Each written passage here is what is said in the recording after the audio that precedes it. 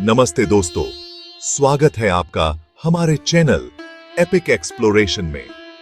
आज हम आपको लेकर जा रहे हैं बिहार, जहां 16,000 साल पुराना मंदराचल नाम का एक बहुत बड़ा पहाड़ है। यह इतिहास और आध्यात्मिकता का मिला जुला रूप है। यह पवित्र पर्वत हिंदू और जैन धर्म दोनों के लिए बहुत महत्वपूर्ण है। मंडराचल पर्वत नाम ही आपको एक अलग आभा देता है।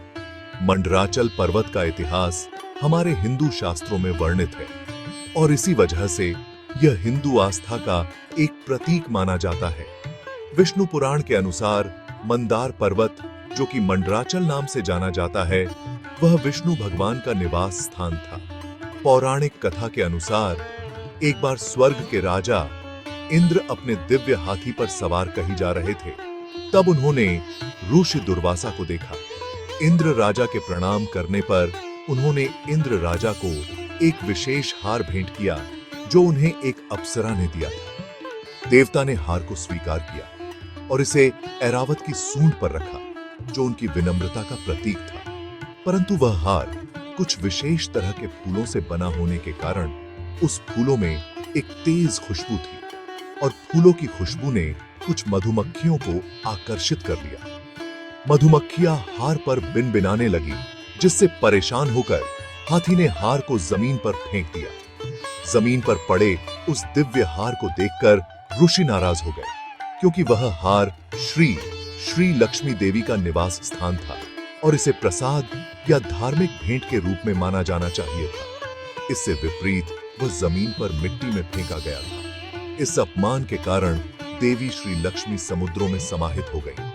इसके चलते ऋषि दुर्वासा ने क्रोधित होकर इंद्र राजा के साथ साथ और सभी देवताओं को शाप दिया कि वे सभी शक्ति, ऊर्जा और भाग्य से वंचित हो जाएंगे। ऋषि दुर्वासा का शाप विफल होना असंभव था।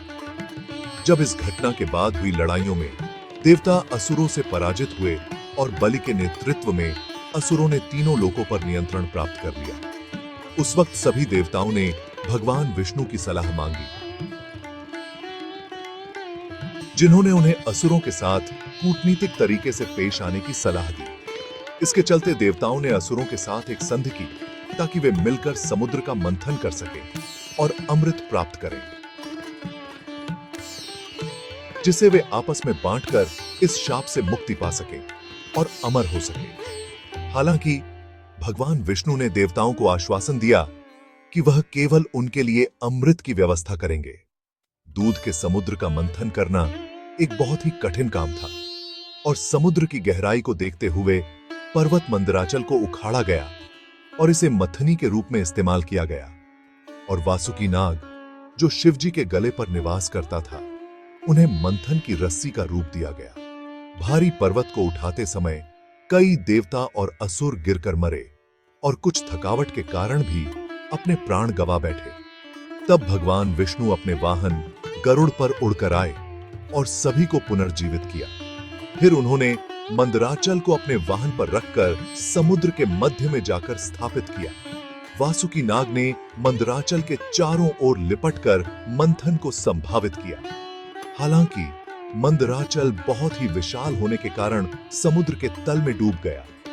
यह देखकर भगवान विष्णु ने कूर्म अवतार लिया और इस पर्वत को अपनी पीठ पर धारण किया, ताकि यह समुद्र में डूब न जाए।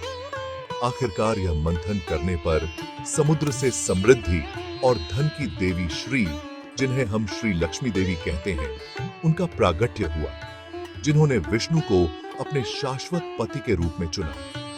और उनके बाद काफी सारी दुर्लभ चीजें, देवी, देवता, प्राणी वगैरह का प्रागट्य हुआ। लेकिन इन सब के बाद एक दुर्लभ कलश लेकर श्री धन्वंतरी देव का प्रागट्य हुआ और उस कलश से अमृत प्राप्त हुआ, जिसको ग्रहण करके देवताओं को अमरत्व प्राप्त किया और श्राप से मुक्त हुए।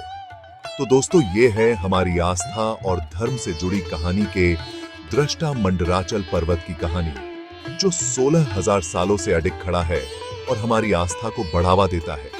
तो इसी आस्था के साथ आज के वीडियो को लाइक और शेयर जरूर करें और हमारे चैनल एपिक एक्सप्लोरेशन को सब्सक्राइब करना ना भूलें।